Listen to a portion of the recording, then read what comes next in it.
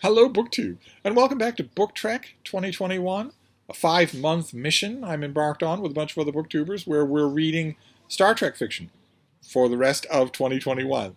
We started with the original series, and now we're moving on to the next generation. We're in the last week of the next generation for the month of September. Before we move on to Deep Space Nine, those of you who are playing along at home will be reading Deep Space Nine fiction next month.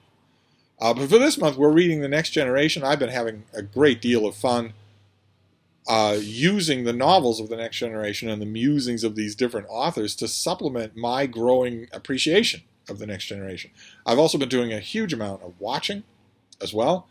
Old episodes, clips of episodes, Star Trek The Next Generation movies, but also a large amount of reading. And I must say, the reading has been hit or miss. There have been quite a few Next Generation novels that I have read that I haven't talked about on this channel that have been really, really bad.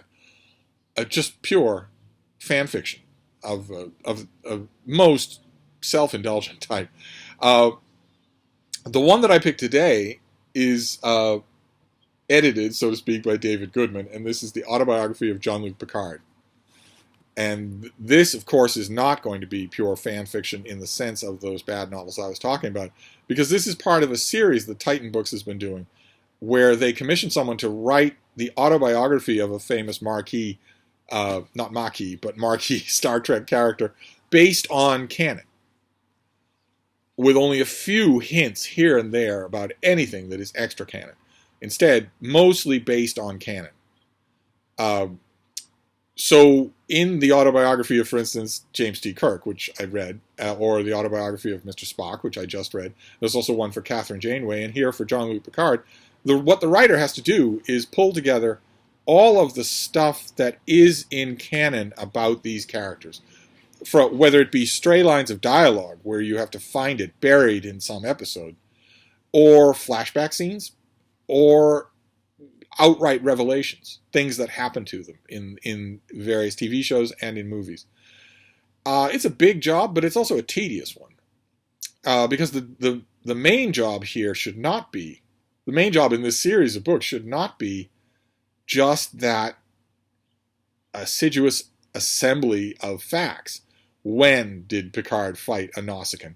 What did it feel like to have his heart replaced? When did his family die in a fire? What were his childhood memories?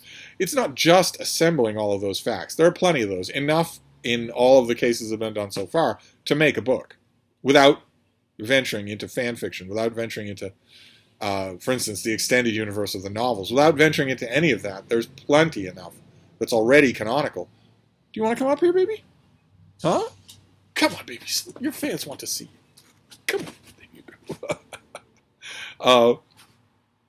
The question isn't that. The question is, can you make it compelling? And individual. Can you make it individual? Right? I mean, Jean-Luc Picard, say what you want about the character, he's completely different from Catherine Janeway, who's completely different from James T. Kirk.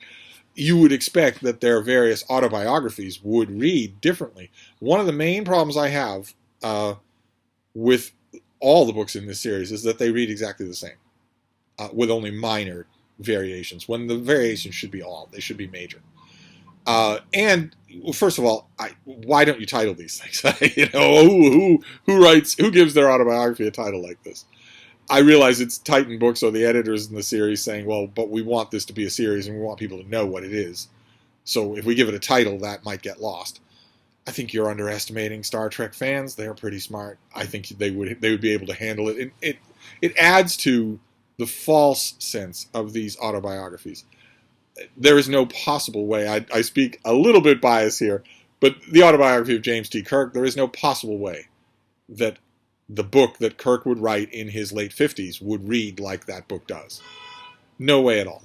I'm not saying that it would read like the Star Trek book that I have often dreamed of writing called I, Kirk, but it certainly wouldn't read like the autobiography of James Kirk, which is bloodless. And this thing, it's a little bit more excitingly written. The narrative is a little bit more peppy than either Kirk or Janeway.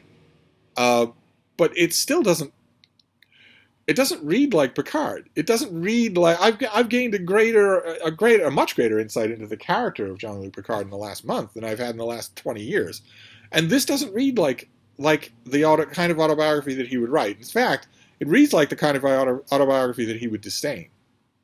Something that was ghostwritten for him because he was too busy to do it himself. And if the writer had the strength of his convictions to maybe hint at that, well, maybe this would have been a more interesting book, a kind of a meta exercise on celebrity biographies, because as you can see, it's called one of Starfleet's most influential or inspirational captains.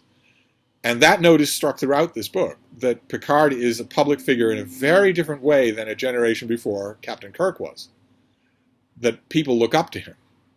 He's an inspirational figure. That status of his is questioned, interrogated, sometimes deflated, sometimes propped up, in very interesting ways in Star Trek Picard.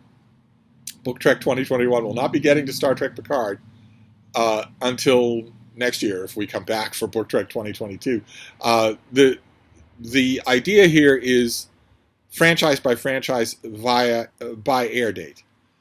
And I know you could say, well, okay, but Jean-Luc Picard was the captain during TNG, so surely Star Trek Picard is TNG. No, I don't think so. It's a different entity. So I hold it differently. And this book largely deals with the Picard that we know from the canonical series. Not just The Next Generation, but everywhere else that his name crops up. Everything else that we could possibly know. It starts with his assimilation by the Borg.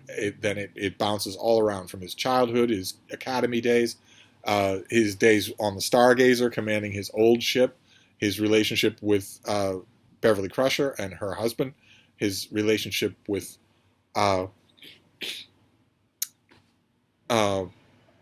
his bridge crew, the bridge crew that I've come to love so much in the course of the month of September. And it's interesting reading in the way of a TNG fan who just wants to check things off a list. But it doesn't read it. There is, it saddens me just a bit that these things exist. I'm happy that they exist because they're really interesting, and I like it when Star Trek fiction is slightly different from the norm. But I would hope somewhere, someday, somehow, I would hope that the existence of these autobiographies, whether it's Spock or Picard or Janeway or Kirk or maybe McCoy is coming or Benjamin Sisko could be coming or whatever, I would hope that the existence of these things doesn't preclude someone writing a different autobiography and maybe retroactively calling these things what they read like, which is extended publicity material cobbled together by Starfleet. That's exactly how these things read. They read with almost no personality. So I read this because I reread it. I read it when I first became aware of it a couple of years ago, and then I reread it last night because I just read the autobiography of Mr. Spock, which I had the same kinds of reservations or objections to it as I did to this. They vary a little. They're slightly different creatures. But still, this is not one of those Next Generation novels where I just consider it a complete failure. Like I mentioned, the simple structure of these things means they can't be. The writer who gets the brief to do these things, who gets the brief to edit them, has to tell a story. And that story will be interesting only to Star Trek fans. I firmly believe that even the Kirk volume would not interest anyone who did not know already everything that was in it. If you pick up the autobiography of James T. Kirk and you don't already know the name Kodos the Executioner, whereas an autobiography of the greatest captain in Starfleet history ought to make gripping reading. I guess maybe that's unrealistic. Lord knows I've read, for instance, Eisenhower. Eisenhower wrote an account of being the commanding general in World War II, and it's pretty boring. So maybe I'm setting these things too high a standard. This thing was interesting in the way in which the so-called editor, David Goodman, imagines what Picard would have been thinking at various key points in his life, his dealings with Q, etc., etc. So if you are a TNG fan and you haven't read this, you are certainly going to like it. It's just, I couldn't help but think there were opportunities missed. Yes, you covered everything that we know about Picard that is in canon. But do you have Picard do it? It's his autobiography. It's not you covering these things. It's Jean-Luc Picard looking back from presumably his late 50s. Would he write about any of those things this way? This incredibly cerebral, introspective captain? Would he do that? No, I don't think so. I don't think any of this reads like he would write it. Any more than I thought much in the Kirk volume read like he would write it.